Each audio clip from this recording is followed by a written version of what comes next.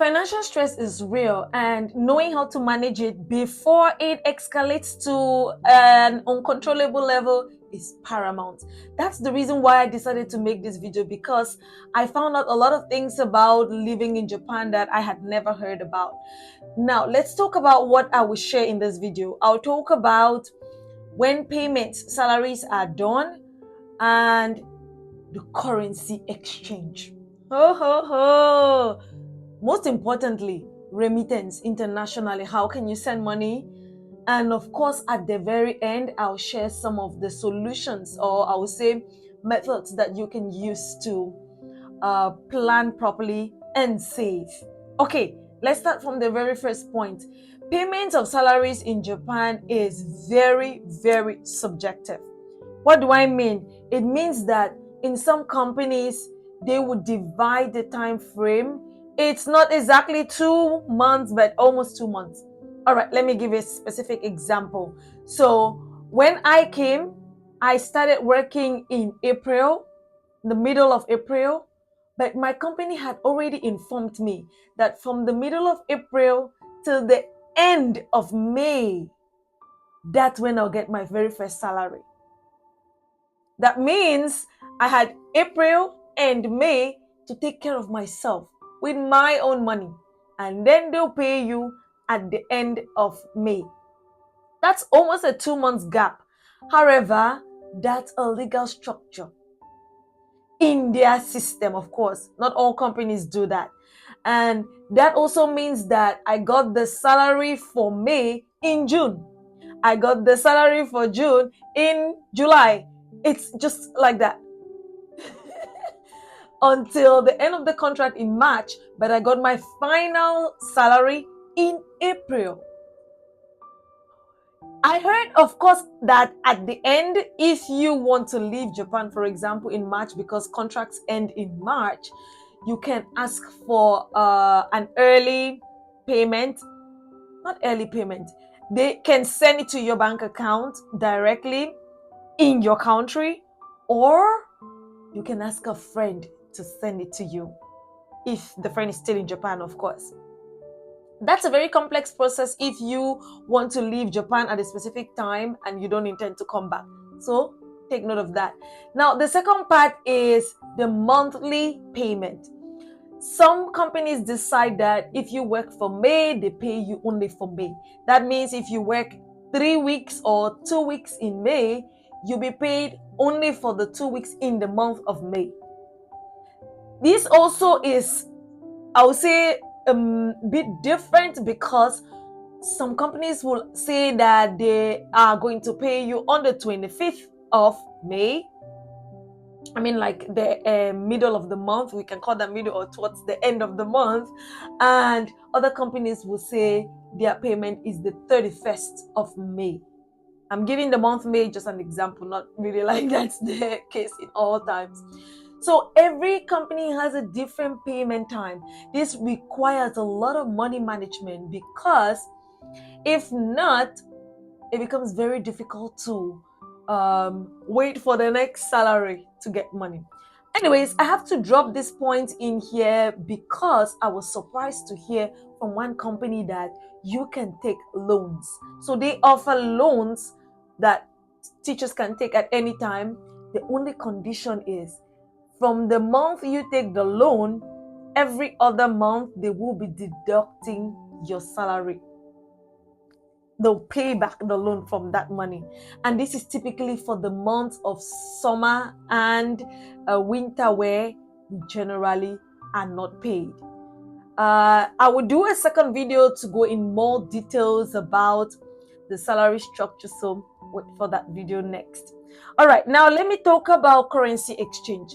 This one might be very different because we are all from different countries. I'm not sure where you're watching me, but I would say that the yen value has been seriously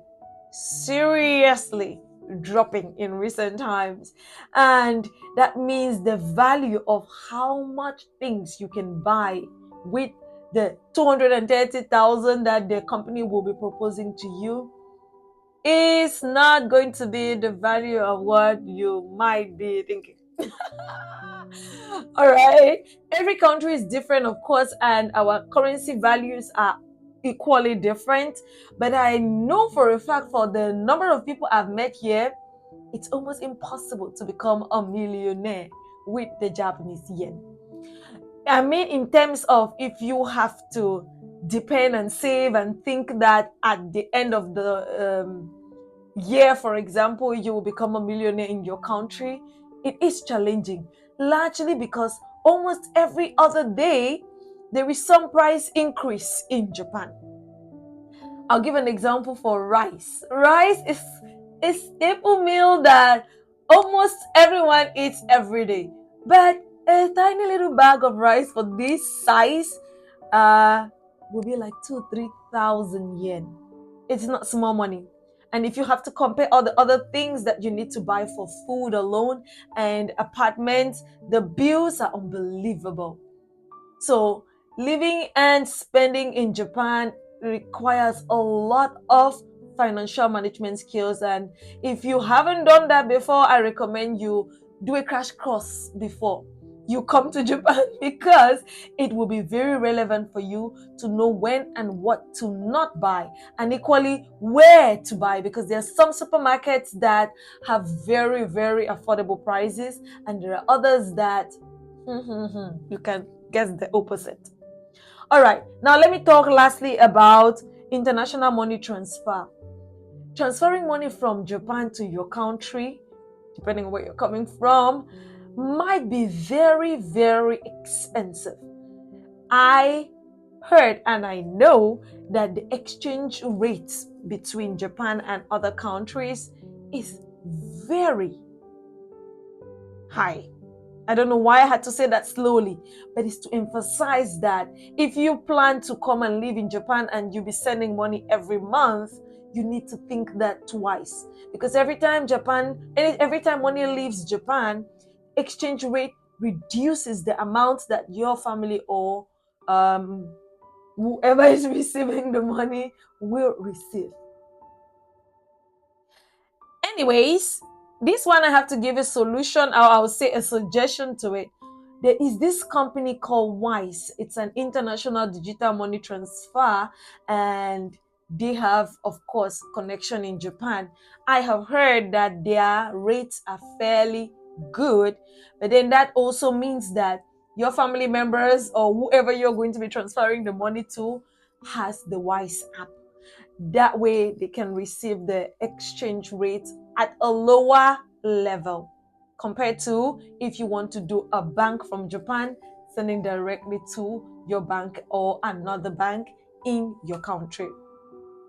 So in my opinion, Japan is not one of those countries where if you're coming here, you think you might be able to raise a lot of money. I'm just being honest and straight to the point. It's challenging to live in Japan. It's not something that I'm saying to discourage you, but it's my opinion, something you should be aware of. I have rarely heard of people who have been able to save a lot of money. I'm not saying that it's not possible, but I am saying that from what I have heard, again, I speak subjective from my opinion, it's been very challenging to save a lot of money and to continuously send money at home. All right, now one more thing that I have to add before I round this up is I suggest you bring a lot of savings to Japan. As in, $5,000 is a reasonable amount to survive for the very first 3 or 4 months.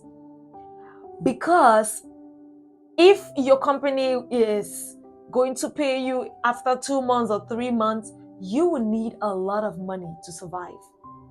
And even after that, the bills and all the other things that you might have to incur if you like traveling, for example, like me, you need a lot of extra money to survive in Japan. One more thing is, it's possible also to make a savings plan. I have made a second video to go in details for this topic about salary. But if you still have another question that I didn't share in this video, let me know in the comment section. I know for a fact that if I've been able to survive here, you can survive here. Depending on how you manage and save, Japan is one country you would want to come. But compared to Korea and China and some other countries, I would say Japan is not the option to consider if you want to travel because of the intention to make more money. All right, I'll pause here for today and check the next video concerning the details of salary plans in Japan. Thank you so much for watching.